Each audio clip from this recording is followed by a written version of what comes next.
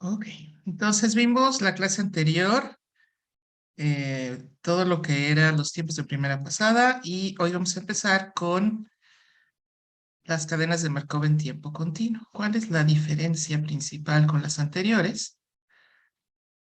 Vamos a empezar. Tiempo continuo. Habíamos hablado que en el otro caso teníamos estados numerables, en este caso también,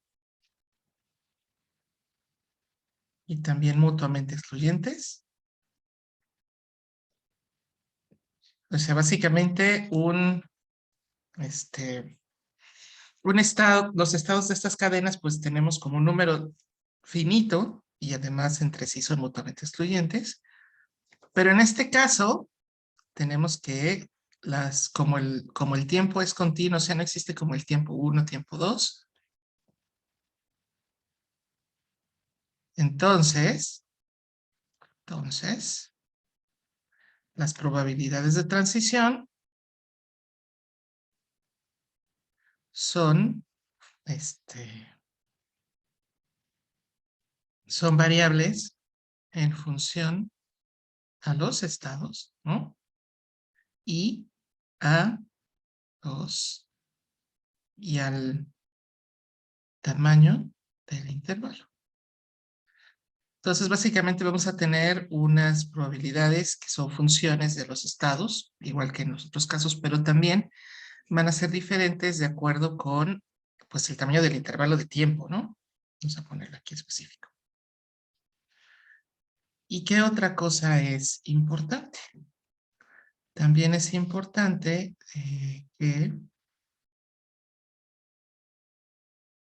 este, que básicamente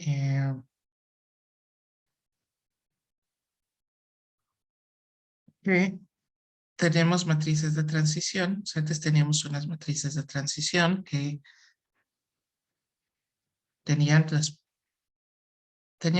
vamos a tratar de ponerlo.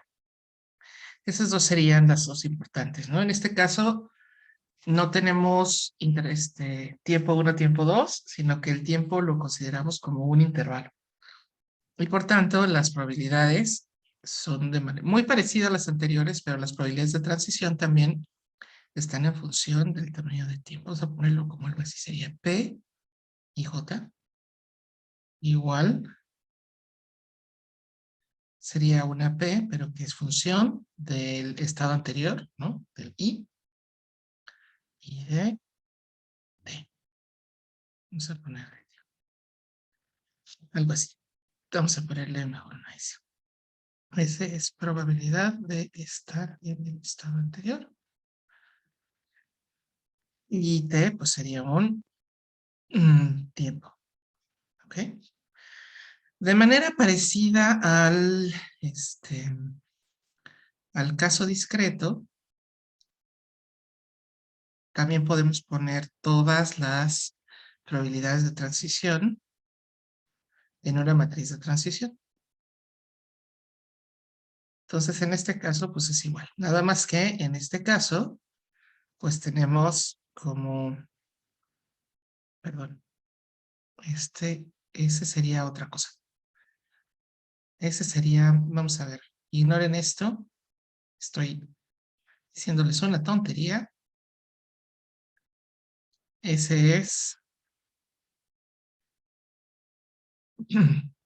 el origen del intervalo. O sea, básicamente, y acá sería el tiempo final del intervalo. ¿Sí? Entonces, una matriz de transición, pues va a estar algo así como en función de ST. Y de igual manera que en el caso continuo, tenemos pues nuestras probabilidades de transición, ¿no? Sería P11 ST. Aquí tendríamos P12 ST. Punto, punto, punto. P1, M-1, ST. Eso lo ponemos por acá. Y a su vez aquí tendríamos P21, ST. P22, ST. Punto, punto, punto, punto. 2M-1, ST. Y así, bla, bla, bla, bla, bla, bla. Hasta P, este sería M-1, 1, ST, etcétera, etcétera, ¿no? Ahora, ¿cuál es la? Básicamente, entonces quiere decir que tenemos una matriz de transición que sus probabilidades de transición están compuestas por funciones, pequeñas funciones, ¿no? Esto podríamos sustituir el S, T por un delta T. Y en este caso hay una matriz más, esta es igualita al caso discreto, pero hay una matriz más que se llama la matriz de tasas de transición. Ok, tenemos, esta se denomina generalmente con la letra Q. Tenemos las probabilidades de transición, ¿no? Como una, ¿cómo se llama? Las tenemos como todas esas probabilidades para pasar de un estado al otro, pero están en función del tiempo. Pero en este caso existe también la matriz de tasas de transición, pero ¿cuál es la diferencia? Está compuesta, como su nombre lo dice, de tasas de transición. Entonces, básicamente, podríamos decir que existen las tasas de transición, Q, y vamos a ver si lo podemos poner acá, porque hoy no tengo cómo escribir con lápiz, entonces mis trazos pueden ser un poco más terribles. Entonces, tenemos la traza de transición Q y J del estado I, el estado J, como el límite de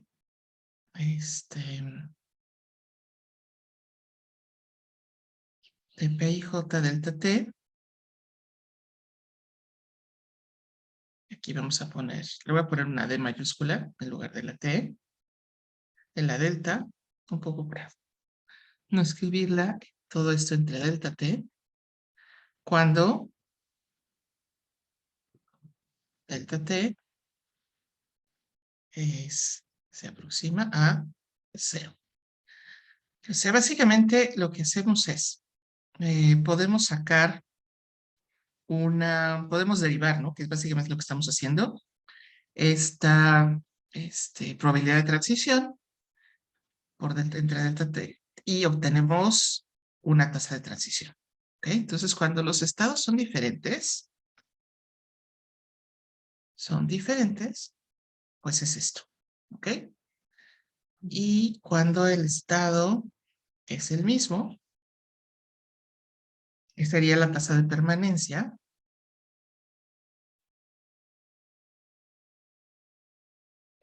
Sería la tasa de quedarse en el mismo estado, pues es más o menos parecida, ¿no? Pero en este caso, pues tenemos que la Q y I sería igual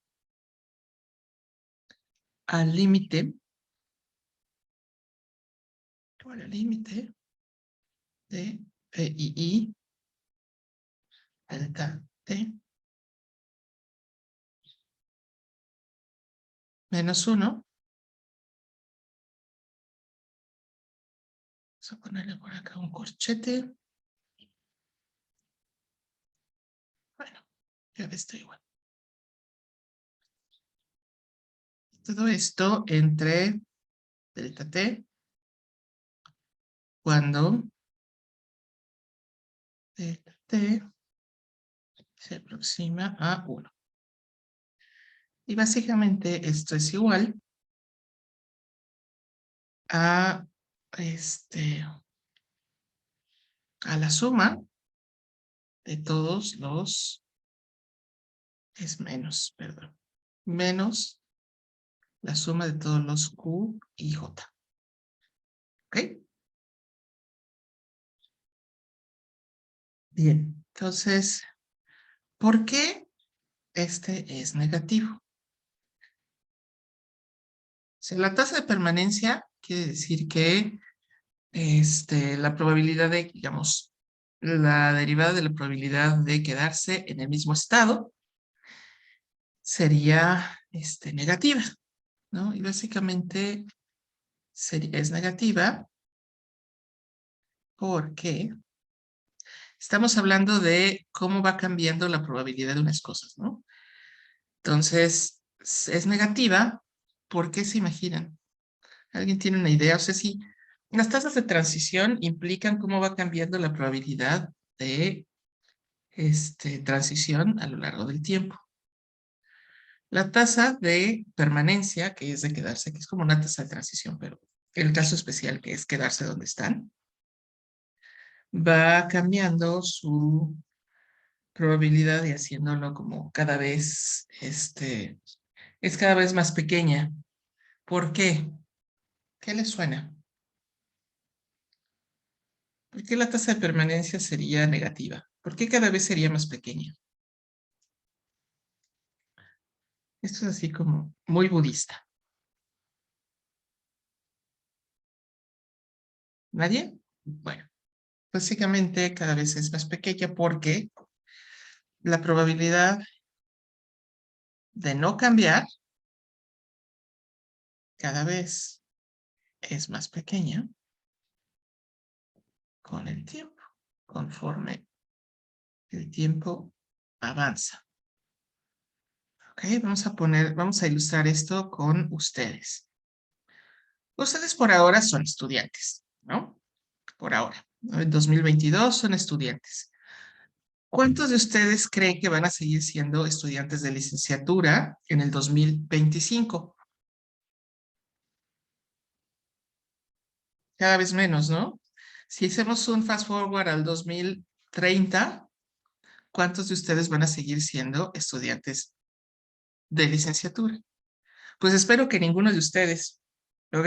Espero que para ese entonces todos ustedes ya estén graduados. Entonces, de la misma manera, conforme avanza el tiempo, la probabilidad de que el sistema se quede donde está cada vez es más pequeña, ¿ok? Por eso es negativa. Y esta propiedad hace que, entonces, una propiedad de la matriz de tasas de transición, que sería Q, igual, y tenemos de la misma manera, por acá, tenemos el Q y I, ¿no? Luego tenemos la Q11, luego tenemos la Q12, bla, bla, bla, bla, bla. Y en el siguiente tenemos el Q1, Q21, Q22, bla, bla, bla, bla, bla, etcétera, etcétera, hasta que está por acá que tendríamos el Q M-1, 1, Q, M-1, 2, bla, bla, bla. Entonces, quiere decir que una de sus propiedades es que sus renglones suman 0. ¿Ok? En la matriz de probabilidad de transición, los renglones sumaban 1. En el caso de las matrices de tasas de transición, sus renglones suman 0. ¿De acuerdo? ¿Ok? ¿Y qué pasa entonces con el resto de las transiciones? Básicamente, el resto de las transiciones son positivas, las tasas de transición, porque conforme más pasa el tiempo, la probabilidad de que el sistema cambie de estado, pues cada vez es mayor, ¿no? ¿De acuerdo? ¿Alguna duda hasta acá?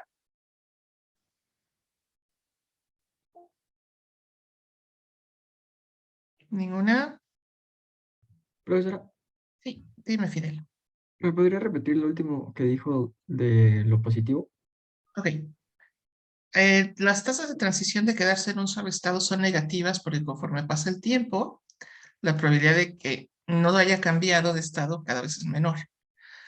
Por otro lado, las tasas de transición cuando los estados son distintos son positivas porque conforme pasa el tiempo, la probabilidad de que el estado haya cambiado bueno, el sistema haya cambiado de estado cada vez es mayor. ¿Ok? Ok, gracias. Bien. Entonces aquí tenemos estas matrices de tasas de transición que para el caso, digamos, continuo, pues son mucho más útiles, ¿no? ¿Qué más? De manera análoga a el caso discreto, también podemos representar las cadenas por medio de redes, ¿ok? Y de la misma manera, pues, estos son estados, ¿no? Estado I, tenemos el estado I, el estado J, y como solo tenemos tres, vamos a decir que el de acá, es el estado K, ¿bien? Y ahora nuestras aristas serán que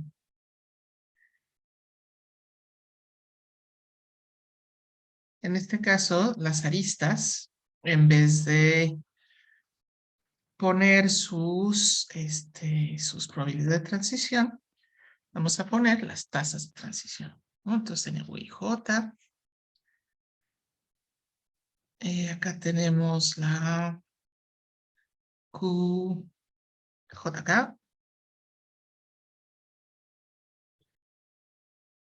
aquí tenemos la Q y K, y por acá tenemos la QKI, ¿ok? Entonces, en este caso, en el caso de los diagramas de Markov en tiempo continuo, los nodos son estados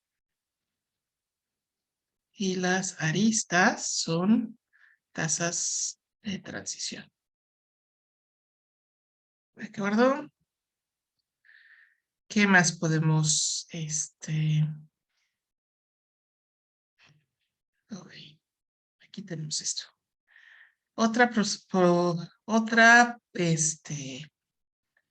¿Cómo se puede definir las matrices de tasa de transición, no? También a las tasas de transición también se les llama generador infinitesimal. Tiene un básico muy elegante. Hay otra manera de definirla, pero con medios de cálculo de matrices. Lo que ustedes se pudieron dar cuenta es que básicamente lo que estamos haciendo es encontrar ¿cómo se llama? Encontrar pues la derivada de la matriz de transición. Entonces, básicamente, pues eso también sería el límite de la matriz de transición delta t menos 1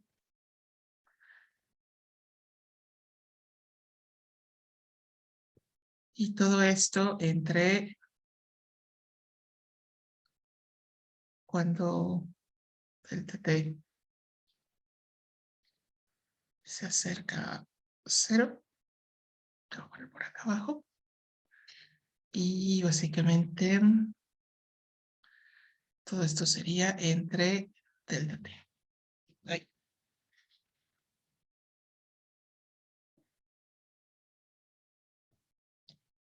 ¿Ok?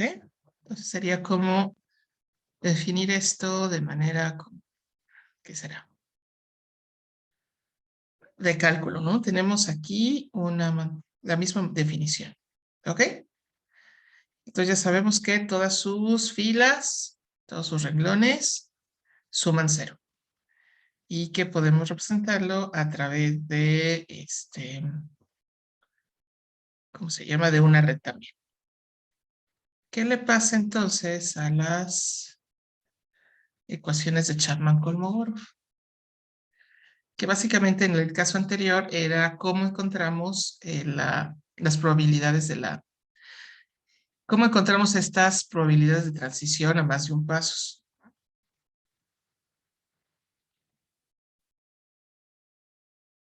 ¿Qué le pasa en el caso continuo? Pues básicamente se convierten como en, ¿qué será? Se convierte en que vamos a ver, vamos a ponerlo por probabilidad de transición, ¿ok? Primero y luego lo ponemos de forma matricial. A ver si nos sale, porque con eso de que estamos un poco... La probabilidad de IJ en el tiempo t, voy a ponerle t mayúscula, es igual a la suma de la probabilidad de transición de IJ.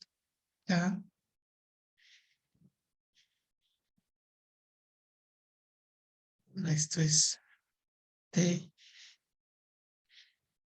menos a, siendo a otro tiempo, por todas las probabilidades de k a j a,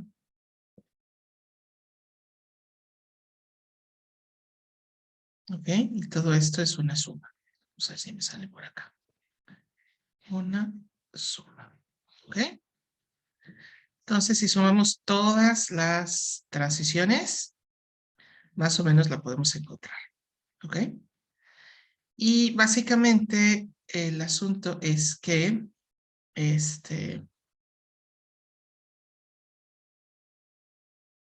vamos a ver cómo podemos ponerlo esto, de manera matricial, nos queda como tal cual la derivada de P entre,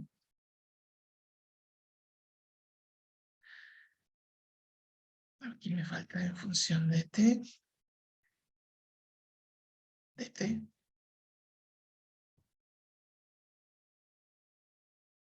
es igual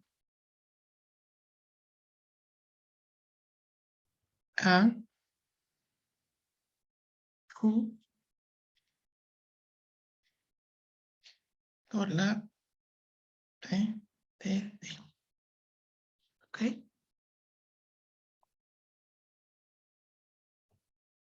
Esto es igual. ¿Ok? Entonces, si la derivada de P de la matriz de transición con respecto al tiempo es igual a multiplicar la matriz de la tasa de transición por la matriz de transición. ¿Ok? Bien. Entonces, ¿qué es lo que en realidad, qué pasa con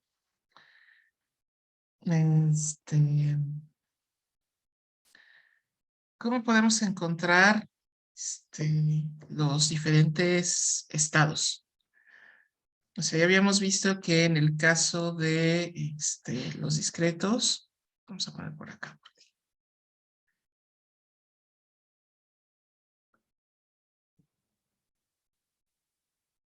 probabilidades, ¿cómo sería? El vector estados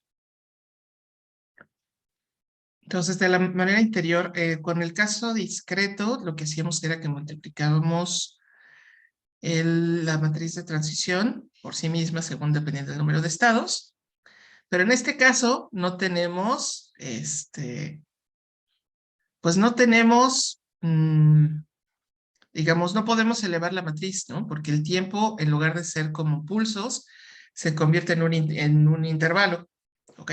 Entonces, ¿qué hacemos con estos? ¿Cómo podemos encontrar estos estados? Pues básicamente es muy sencillo.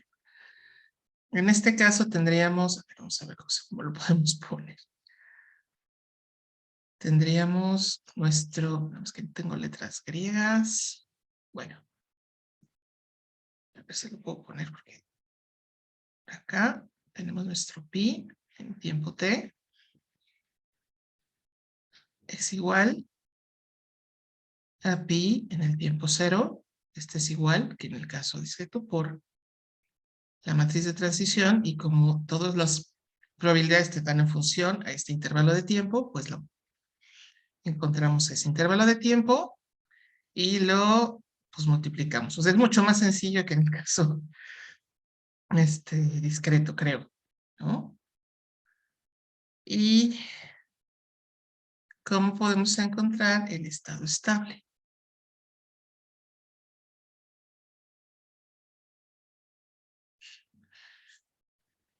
Entonces, esas serían las ecuaciones de cómo encontrar este, el, eh, el estado pi en el tiempo t, ¿no? Pi t. ¿Y qué hacemos con el estado estable? Entonces, básicamente, en este caso tendríamos dos ecuaciones. Como en el primer caso teníamos una. ¿Qué pasaría? Sería ese estado donde ya no hay transiciones, ¿cierto? Entonces, nos quedaría, vamos a ponerle pi infinito. Perdón, está medio feo.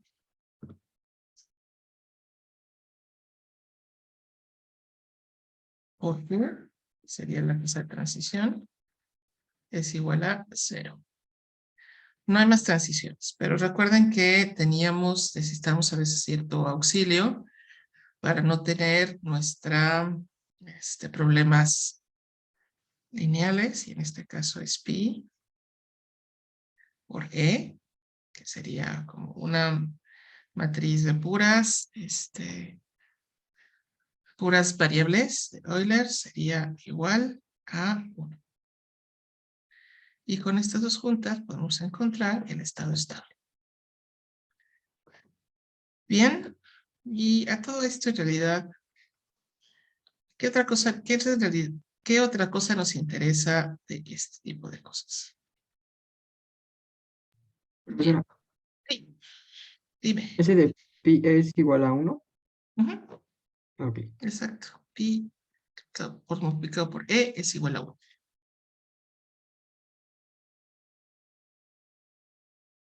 ¿Ok? Bien. ¿Qué otro concepto es importante en el caso de las cadenas de Markov en tiempo continuo?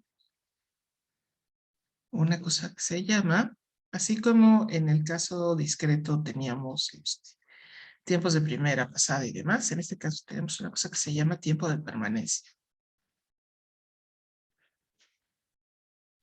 Y básicamente este tiempo de permanencia, que básicamente se denomina como HK, ¿no? H de holding, y K pues en el estado, básicamente es el tiempo que un sistema permanece en un estado. ¿Ok? Es cuánto tiempo va a estar ese sistema en un estado. ¿Ok? Y básicamente, sabemos, ¿no? Que quedarse en un estado, pues, realmente tiene una probabilidad negativa porque cada vez va cambiando más, ¿no? Pero vamos a ver cómo sería. ¿Cómo podemos calcular esto? Entonces, el estado, por ejemplo, el estado de permanencia del estado I, donde X es igual, donde X sería como, sería el estado 1 o el estado 2 o lo que ustedes quieran, sería equivalente a la probabilidad de que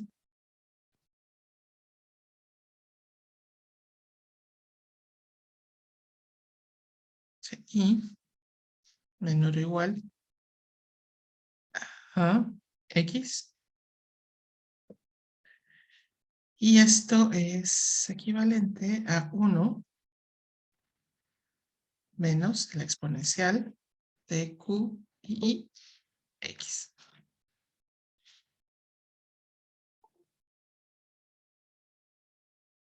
¿Ok?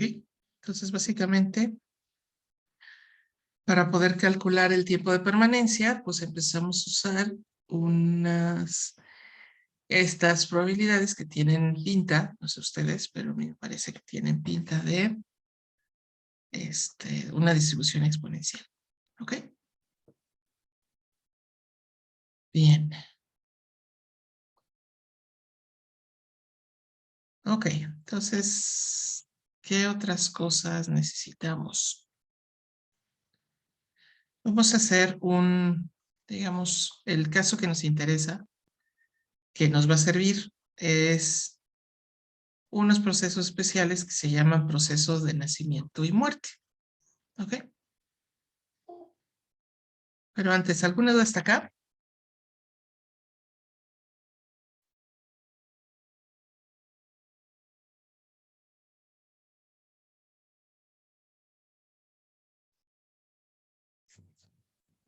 ¿Ninguna?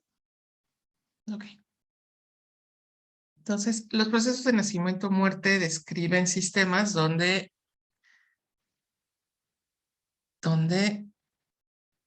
llegan cosas y se van cosas. Que puede ser, por ejemplo, una fila. De hecho, es como el origen de las filas. Puede ser, por ejemplo, la tasa como este, sus ahorros. Y otra cosa, puede ser también tinacos con tubos, etcétera. ¿Ok? Entonces, en este caso existen una tasa de nacimiento, que generalmente se usa la letra lambda, y existe una tasa de muerte, generalmente es mu. ¿Y cómo se ve esto en términos de, si lo representamos como una red, básicamente es lo que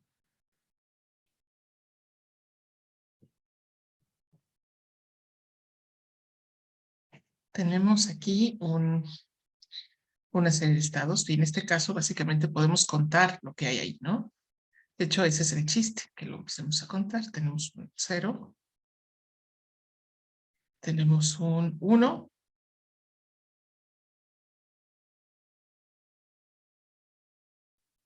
tenemos un 2, podemos tener un 3, etcétera, etcétera, etcétera, etcétera, ¿no? Y tenemos pues unas tasas de transición hacia acá.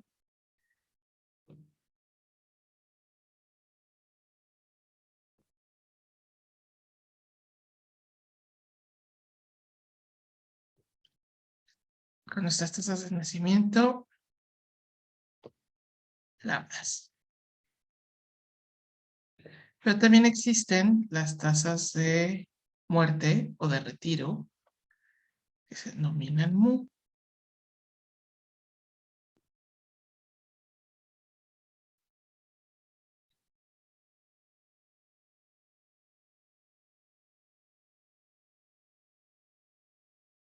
Y entonces lo que muchas veces nos interesa saber es, dependiendo con este lambda y este mu, cómo podemos encontrar el comportamiento de este sistema.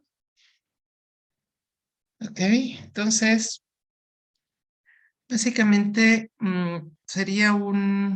tendríamos estados numerables, ¿no? Tenemos 0, 1, 2, 3, que son numerables y mutuamente excluyentes. No puedes tener 0 y 1 al mismo tiempo, ni 1 ni 2 y 2 al mismo tiempo.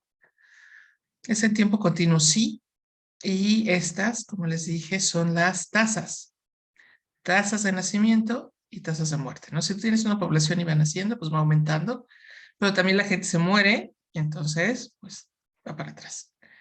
Ahora, ¿qué probabilidades son importantes para este tipo de sistemas? ¿Qué características? Básicamente que no podemos tener para que el sistema sea estable, pues no podemos tener tasas de, ¿qué pasa si tengo una tasa de nacimiento mucho más grande que la tasa de muerte? Así en un sistema normal. ¿Qué pasa si nace mucho más gente de la que se muere? ¿Qué le pasa a una población? Hay ¿María? superpoblación, escaseando. Exacto. Va creciendo y creciendo y creciendo y creciendo la población hasta que ya no se puede controlar, ¿no? Entonces, para que este sistema sea relativamente estable, si no nada más tenemos así un número gigante de cosas, entonces necesitamos que lambda digamos que lambda sea menor a mu, ¿ok? Porque si no, tenemos ahí un número interminable. Entonces necesitamos esto para que sea estable, ¿ok?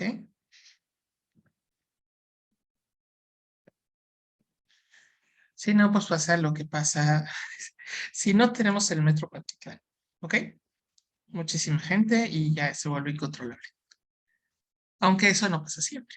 Bueno, entonces, ¿cómo sería la matriz de tasas de transición de un proceso de nacimiento-muerte?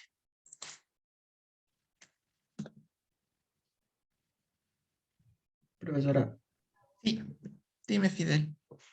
pero si mu es más grande que lambda, ¿no generaría también un tipo de inestabilidad? ¿A qué te refieres? Por ejemplo, bueno, es que yo entiendo por estable que son como que está a nivel, ¿no? Como que son iguales. Y por ejemplo, si Ujú. yo tuviera una tasa de muerte o de, bueno, sí, una tasa de muerte más grande que la de nacimiento, entonces, no sé, como que ¿Eventualmente se querría mueren decir, todos? Sí, eso también es verdad, pero digamos, matemáticamente lo que necesitamos es que sea estable, digamos, que sea una tasa de llegada menor, porque si no, tienes un sistema inestable, matemáticamente, no, no en términos reales. O sea, para que este sistema, digamos, los sistemas de nacimiento-muerte, ¿no? Convergen, o sea, matemáticas, si convergen, si necesitas una tasa menor. En términos reales de la vida real, eso no es necesariamente cierto. De hecho, tú quieres ahorrar más de lo que gastas para que tus ahorros crezcan. O quieres que nazca más gente de la que se muere, porque si no, eventualmente todos nos extinguimos. Eso es verdad. Pero matemáticamente, para que este sistema converja, necesitas que la tasa de muerte sea un poco mayor. Además, también lo que puede suceder es, tú no puedes que se muera algo si no hay algo vivo. O sea, como que la tasa de muerte en este caso tiene como que un límite. O sea, no puedes morirte, no puedes morirse sin que algo que esté vivo, ¿no? Por así decirlo, teóricamente. Entonces, eso hace que tenga un límite. Bien, pero estamos hablando un poco en términos matemáticos, no en términos de los sistemas reales. ¿Ok? ok, Y gracias. ahorita van a ver por qué. Este, tenemos una matriz de tasas de transición que tendría más o menos esta forma. Tenemos aquí nuestra Q.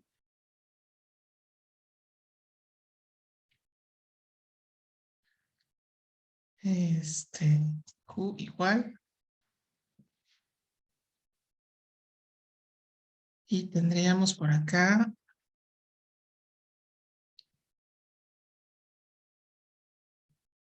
una matriz que, digamos, ¿qué le pasa? ¿Cómo pasaríamos de 0 a 1? Pues tendríamos aquí una...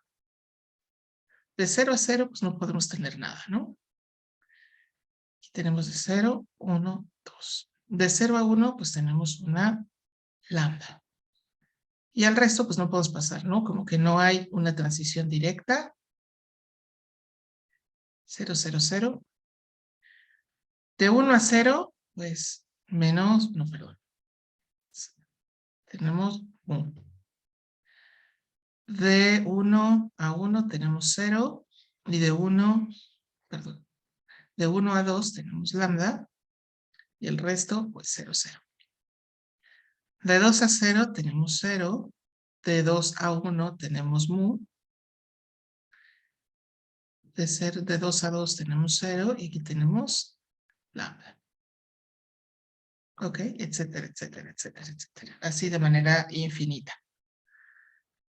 Bien, aquí como que faltaría algo, ¿no? Tal vez, como todos tienen que sumar 1, pues podemos saber que esto es el negativo. Entonces, menos lambda. ¿Ok? ¿Y qué le pasa? Entonces, ¿cómo podemos generalizar esto? ¿Cómo se convierte esto en una... Estamos básicamente diciendo cosas que llegan y cosas que se van. ¿Ok? Ahora tenemos... sabemos que las tasas de... Perdón, les voy a borrar aquí porque cometí un pequeño error. Sabemos que las tasas de permanencia son el negativo de todos los, del resto de la suma de lo que hay aquí, ¿no? Entonces aquí la tasa de permanencia de 1 sería menos lambda más mu. Lo voy a poner aquí. Y aquí de la misma manera tendríamos que menos lambda más mu. Bien, entonces así teníamos nuestra matriz de transición. Entonces, sabemos cómo vamos a encontrar el estado estable de esa, vamos a llamarle de ese sistema, que es lo que nos interesa encontrar, ¿no? ¿Qué le pasa a este sistema a largo plazo? ¿Dónde se estabiliza el número de cosas que tengo, no? Entonces podríamos aplicar podríamos aplicar ¿cómo se llama? El estado estable, que en este caso sería PQ 0, ¿no? Entonces tenemos era Pi por Q igual a 0, era una, y la otra era Pi por E igual a 1. ¿Ok? Teníamos ese, y lo que no sabemos es cuál es el estado pi. En este caso tenemos como un vector de estado medio infinito, entonces eso es que podemos tener 0, 1, 2, 3, 4, 5, 6, 7, 8, una cantidad infinita de de estados, ¿no? Todos numerables sí, pero medio infinitos, porque no sabemos dónde se estabiliza. ¿De acuerdo? Y sabemos lo siguiente, vamos a plantearlo como, a ver, nos quedan como ecuaciones que se pueden leer. Vamos con el primero, sería menos pi 0 lambda más pi 1 mu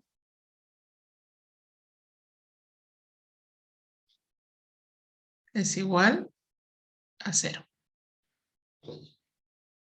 ¿Ok? Es como que la primera columna. Vamos con la segunda, sería pi 0 lambda menos pi 1. Tenemos lambda más mu más pi 2 mu es igual a 0. Ok, y así podemos ir generalizándolo hasta que nos quede pi, perdón, pi menos 1 lambda menos pi y lambda más mu más pi y más 1 mu es igual a 0. Y yo creo que para que esto se vea decente, porque creo que si no se va a seguir viendo espantoso, lo voy a pasar a, voy a empezar a escribir en Word, porque creo que sí, ustedes van a sufrir menos y yo también, sobre todo en entender lo que estoy escribiendo. ¿De acuerdo? Entonces podemos introducir un símbolo especial que vamos a definir una, a ver, ¿dónde está? Aquí está, una cantidad ρ que sea igual a lambda entre mu.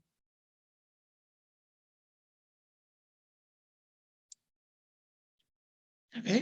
Entonces vamos a ponerlo por acá y ponemos la explicación.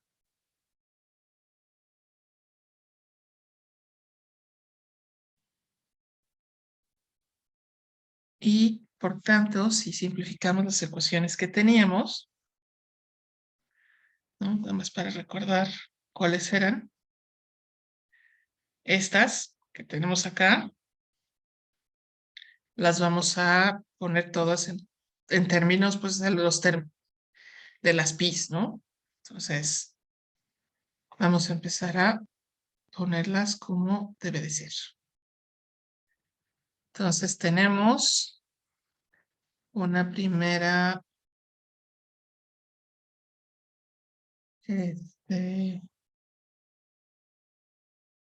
tenemos pi 0,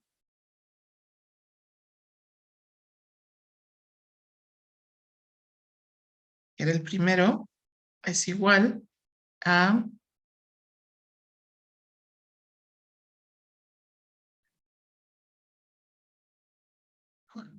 vamos a ponerlo pi 1 por acá. Es igual, vamos a regresarnos para ver qué pitatería. Tenemos ¿no? Entonces vamos a resolverlo en función de pi 1. Esta en función de pi 2, etc.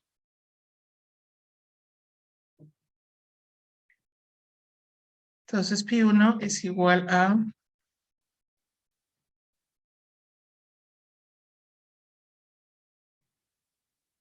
¿dónde está? ¿Dónde está? Aquí está. A ρ por pi 0. ¿Ok?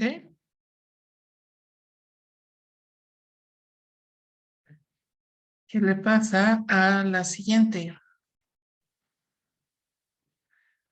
Tenemos que pi 2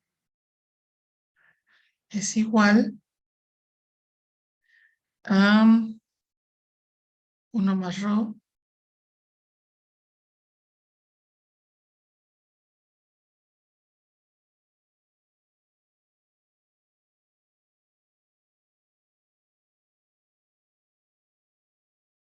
por pi1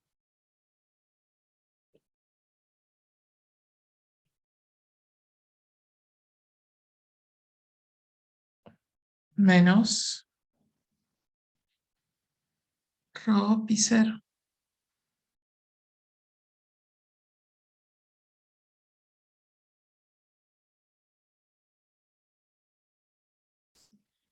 Y si sabemos que básicamente que pi1 es igual a, vamos a ponerlo completo para que sea fácil. Sabemos que pi1 es igual a rho pi0, ¿no? Entonces aquí podemos ponerle que rho pi0, aquí lo quitamos por acá y se convierte en pi1. Y entonces si simplificamos esta ecuación, ¿qué nos queda? Sería pi1 más rho pi1 menos pi1. Entonces me queda, se va un pi1 y nos queda rho por pi1. Entonces básicamente esto lo podemos generalizar. Nos queda, vamos a poner un poco más grande para que sea un poco mejor.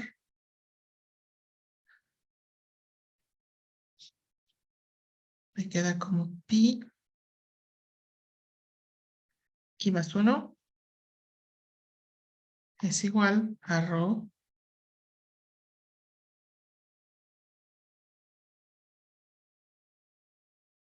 pi y. ¿Ok? Hasta acá está generalizado, ¿no? Y la otra, pues, que sabemos es, no es cierto, aquí es que, ¿qué hice?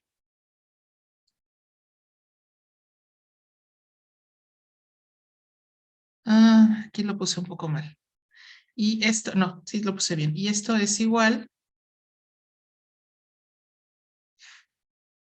a, esto lo podemos ir multiplicando, vamos a ver, aquí nos falta una tal vez, para que nos quede un poquito más claro. Aquí tenemos otra pi3 es igual a,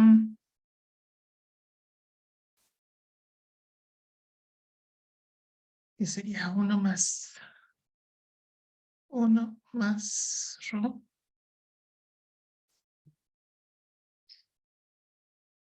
pi1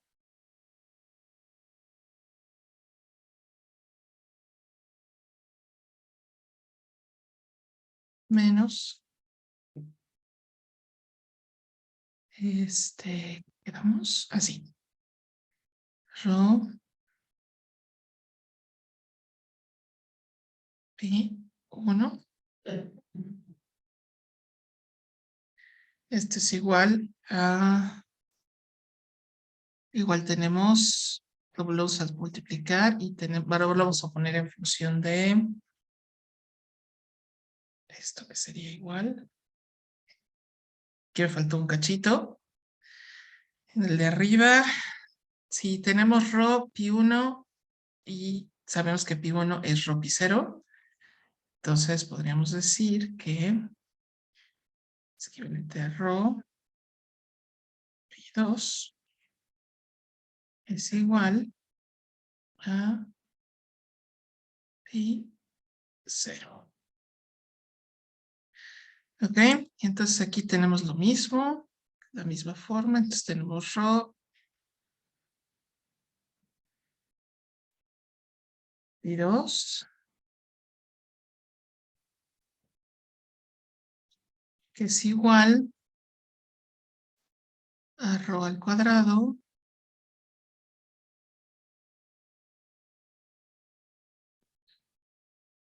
pi1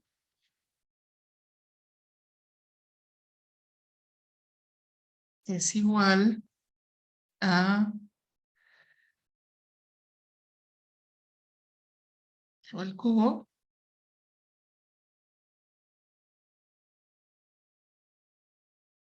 y 0. Y entonces esto es igual a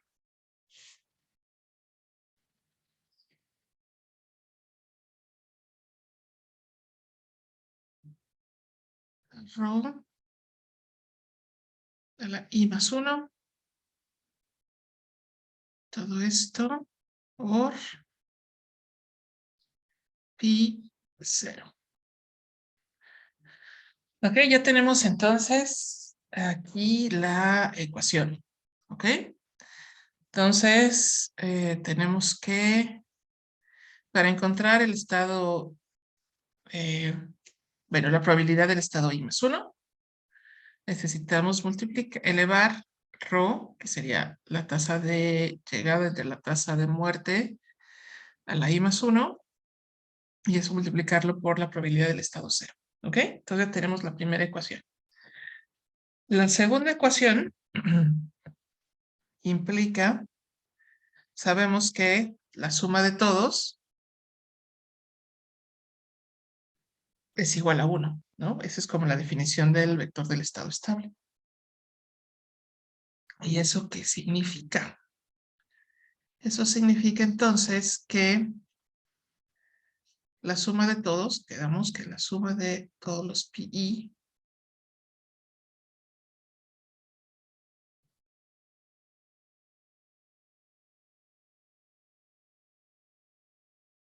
igual a 1. Y esto es igual, bueno, eso ya lo sabemos. Esto es igual a, si sacáramos pi 0, ¿no? Porque básicamente es lo que tienen en común todos, ¿no? Pi 0, lo sacamos por acá. Y le multiplicamos a todo eso los rho a la I.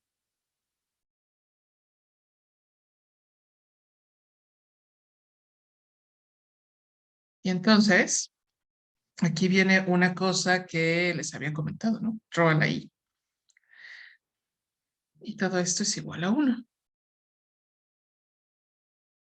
¿Ok? ¿Y qué necesitamos? Esta es una sumatoria infinita. Entonces, ¿qué necesitamos para que este término converja? ¿Se acuerdan eso? ¿De eso o no? Eso era medio feo. Las series infinitas, básicamente para que esto converja, voy a escribir mejor por acá, de manera decente. Entonces, para que tengamos una suma convergente, necesitamos que rho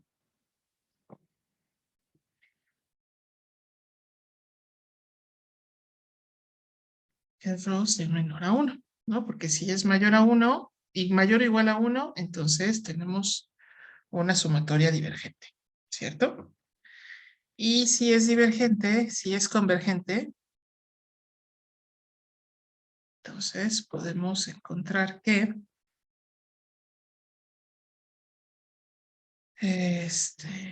¿cuál sería la sumatoria de esto? Entonces podemos sustituir esa ecuación por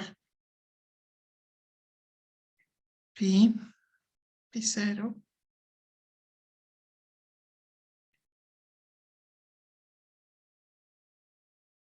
es igual a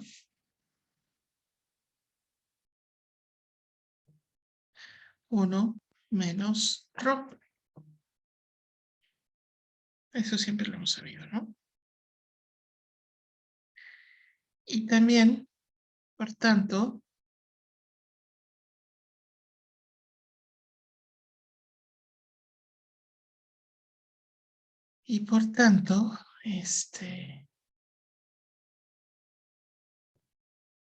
todas las otras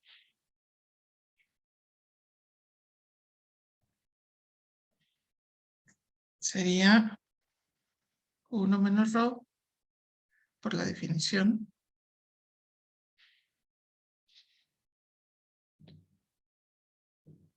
por rho. Ok. Y rho a la i.